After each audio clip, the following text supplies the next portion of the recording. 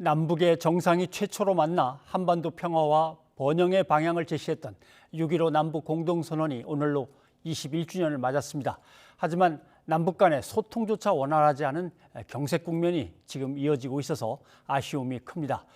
앞으로의 남북관계 전망은 어떨지 전 통일부 장관이신 민주평화통일자문회의 정세현 수석 부의장과 얘기를 좀 나눠보도록 하겠습니다. 부의장님 나와 계시죠? 안녕하십니까? 예, 안녕하세요. 네. 예. 6.15 공동선언, 그때 손을 맞잡고 민족의 평화와 통일 문제를 고민했던 두 분은 이제 계시지 않습니다만은 공동선언 그때의 내용은 지금 어느 정도 이행이 되고 있다고 보십니까? 그것이 내용이 구절구절이 이행될 수 있는 그런 내용들이 아닙니다. 왜냐하면 원칙에 관한 문제를 합의했었거든요. 예.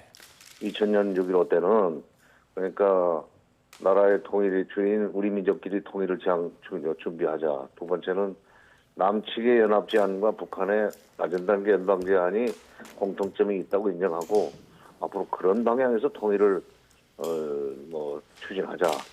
세 번째가 이산가족 문제, 이산가족 상봉을 빨리 하자.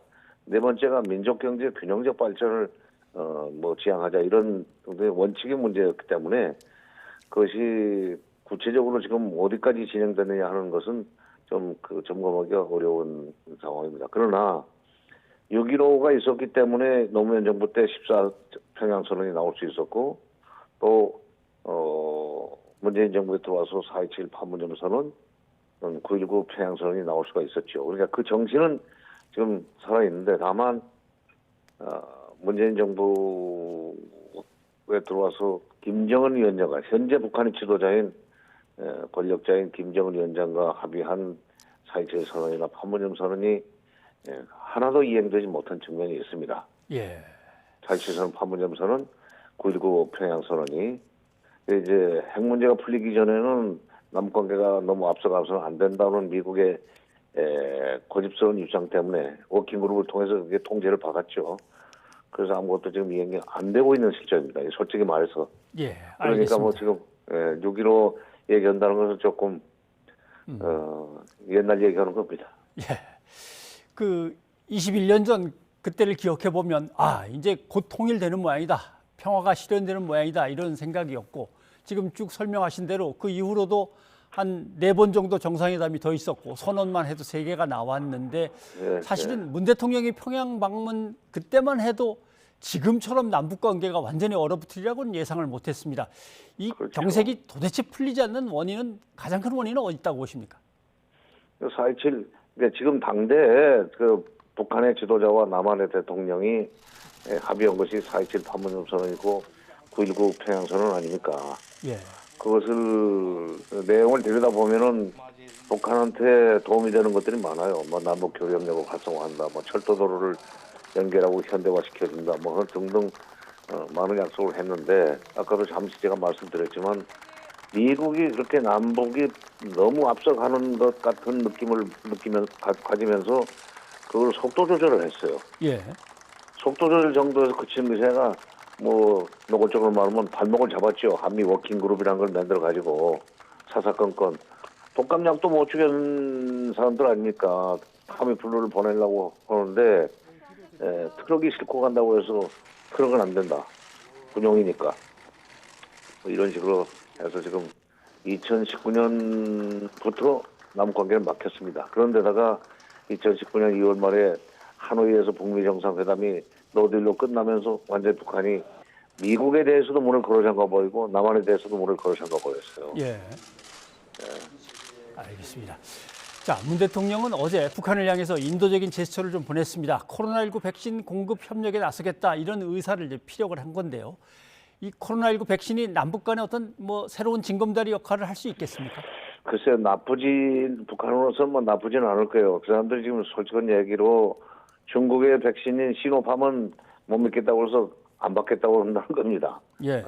기왕이면은 미제를 받고 싶다. 그다음에 또 남쪽이 준다면 못 받을 건 없는데 지금 그렇게 그것 때문에 갑자기 웃으면서 대화하자고 나올 수 있는 그런 처지는 아니에요. 그동안에 2년 이상 2019년부터 2년 이상 말하자면 표정을 상당히 그 험악하게 짓고 작년 6월 달에는 연락사무소까지 폭파하지 않았습니까? 약속시키지 않았다고. 예.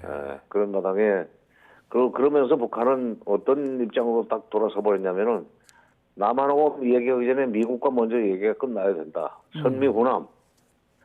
그래서 미국과의 대화가 풀려야 되는데 이번에 한미 정상회담에서 뭐 대통령이 노력을 해가지고 바이든 정부를 상당히 전향적으로 끌어내기는 했어요. 그런데 예. 딱 북한이 회담에 나올 수 있는 조건은 거기서 공개되지 않았습니다. 뭐냐면 작년부터 북한이 미국이 아무리 우리 문을 두드려도 예. 노크를 해도 미국의 대북 적대시 정책이 철회됐다는 것이 확인되지 않으면 우리는 회담에 나가지 않는다 이랬거든요. 예.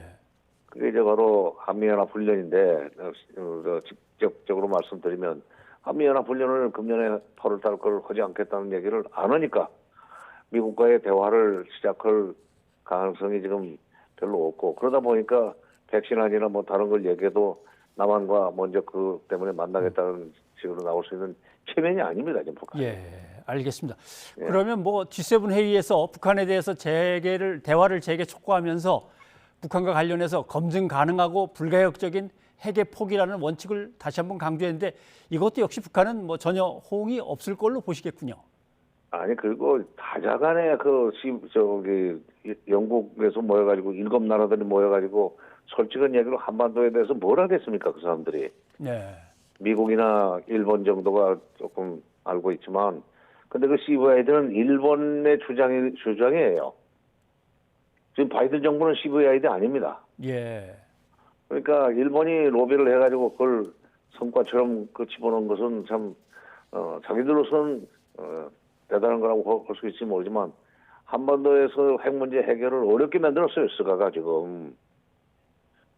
그러니까 뭐 그 백신 가지고 협력을 하자 하는 거 다 북쪽 사람들로서는 공허하다고 느끼고 특히 스가의 주동에 이어서 망정 유럽 G7들이 CVID를 얘기해? 그럼 바이든 대통령은 그 자리에 있었는데 한미 정상회담에서는 CVID 얘기가 안 나왔었는데 바이든 대통령이 그것을 그냥 그대로 묵인했단 말인가? 그러면 바이든의 본심은 뭐냐 하는 얘기가 또 나올 거예요. 아마. 예.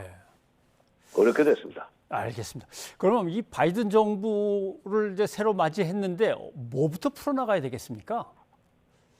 오히려 간단해요. 좀 북한이 작년부터 미국의 대북 적대시 정책이 철회되지 않으면 아무리 미국이 우리 집 앞에 와서 문을 두드려도 우리는 대문 열고 나가지 않겠다는 얘기를 여러 번 했어요. 지금 적대시 정책 철회는 간단합니다. 네. 8월 중순에 시작되는 한미연합훈련을 그것이 아무리 CPX 훈련이라 할지라도 야외 기동훈련이 없는 훈련이라 할지라도 그거 안 한다. 예. 명안적으로 얘기를 하면은 자기들의 요구가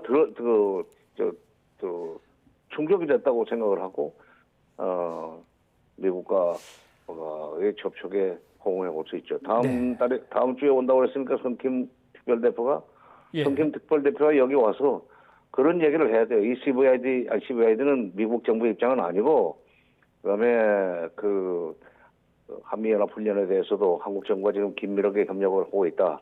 예. 뭐 여러 가지로 봐서 그래서 금년에 중단될 가능성이 있다는 메시지만 나가면은 손김이 만나자고 할 때 북한 대표들이 아마 제3국에서 만날 겁니다. 그렇게 해서 매듭을 풀어야 남북 관계도 풀릴 수 있고 백신 협력도 되고 그럴 겁니다. 네, 알겠습니다. 아무튼 미국과 협력하면서 뭔가 적대적인 행위를 갖다 줄이거나 연합 훈련을 축소하거나 아니면 좀 뒤로 미루거나 방책을 마련해야 되겠군요.